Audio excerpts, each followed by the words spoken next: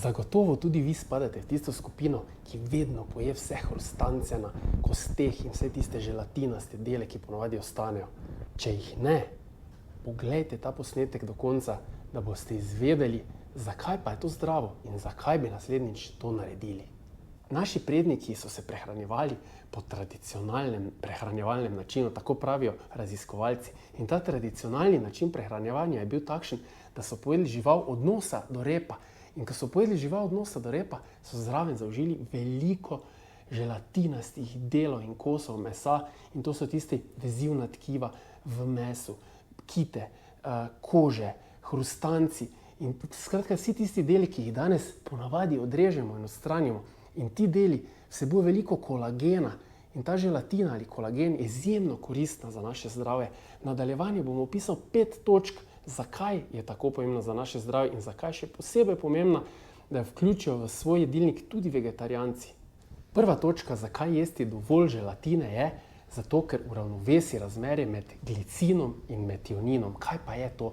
Metionin je aminokislina, ki drastično poviša raven homocisteina v našem telesu. Zdaj pa kaj je homocistein? Homocistein pa je dovolj, če vemo, da je en faktor tveganja, ki drastično poveča verjetnost srčno-žilnih bolezni, poškodb na kosteh, nevrodegenerativnih bolezni in še kakšnih drugih. Skratka, ni dobro imeti prevelikih vrednosti homocisteina in glicin, ki ga vsebuje želatina ali kolagen, nevtralizira te negativne učinke metionina. In če ti poješ meso, je fajn, da tudi poješ tisto želatinasto tkivo in to izničiš. Če pa ješ samo pusto meso, pa poješ samo metionin, glicina pa ne. Zaradi tega je pametno, prva točka smo rekli, vključiti želatino v svoj jedilnik. Druga točka je, da želatina zaceli naše črevesje in želodec. Kaj to pomeni? V bistvu želatina izjemno ugodno vpliva na obnovo sluznice želodca in črevesja.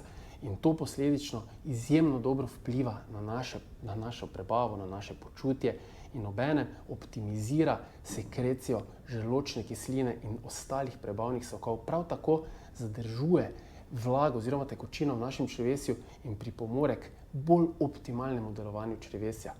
Tretja točka, na katero ima želatina izjemen vpliv, je naša koža.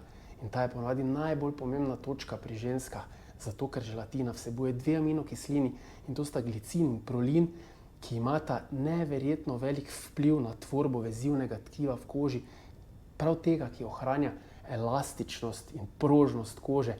In želatina preprečuje tvorbo gubic, ki bi se tvorile predčasno, preprečuje ali pa zmanjšuje verjetnost nepotrebnih poškodb zaradi vplivov UV žarkov. Enostavno je koža lepša in prožnejša, če vnesem v naše telo zadostno količino želatine. Saj brez nje naše telo ne more tvoriti vezivnega tkiva. Četrta točka je, želatina izjemno pozitivno vpliva na naše sklepe. Zaradi tega, ker enostavno umirja vnetje v naših sklepih. Saj si predstavljamo, to je eno tako mehko vezivno tkivo, ki pomaga podmazati sklepe. Športniki, bodybuilderji in razni atleti, ki redno uživajo kolagen ali želatino, poročajo o izjemnih pozitivnih učinkih na sklepe. Zadnja, 5. točka pa je, da želatina vsebuje veliko glicina, kot smo že povedali pri koži. In glicin je tista aminokislina, ki ima v bistvu učinek inhibitornega nevrotransmiterja, pravzaprav živčnega prenašalca, ki vpliva na to, da se boljše počutimo, da smo bolj mirni proti občutku tesnobe. V bistvu dvigne raven melatonina in posledično bolje in bolj trdno spimo, prav tako pa odpravlja tisti občutek tesnobe pri tistih, ki ga imajo in umirja vse. Zato je idealno, da vsaj 3 grame glicina zaužijemo pred spanjem. In zdaj še zadnje vprašanje, kako vnesti torej dovolj želatina ali kolagena v naše telo. Imamo 2 možnosti. Prva je na tradicionalen način, kot smo ga že opisali, da pojemo dovolj želatine, torej želatinastih kosov mesa, hrustancev, vezivnega tkiva, kože, ali si kuhamo kostne juhe in to redno in v zadostnih količinah uživamo. Za tiste, ki pa jim to najbolj ne diši, pa imamo razne dodatke, in to je kolagen, ki je danes zelo popularen. Nismo pozabili tudi na tiste, ki ne jedo mesa, se pravi marin kolagen je tisti, ki je iz rib in to iz samo najboljših divje ulovljenih rib. Ta pa iz govedine in to iz govedine pašne reje. Tako da kolagen lahko dodate ali pa, kot smo rekli, enostavno pojeste zadostne količine želatine v vaši prehrani. Upam, da vam je bil video všeč. Če vam je bil, ga všečkajte.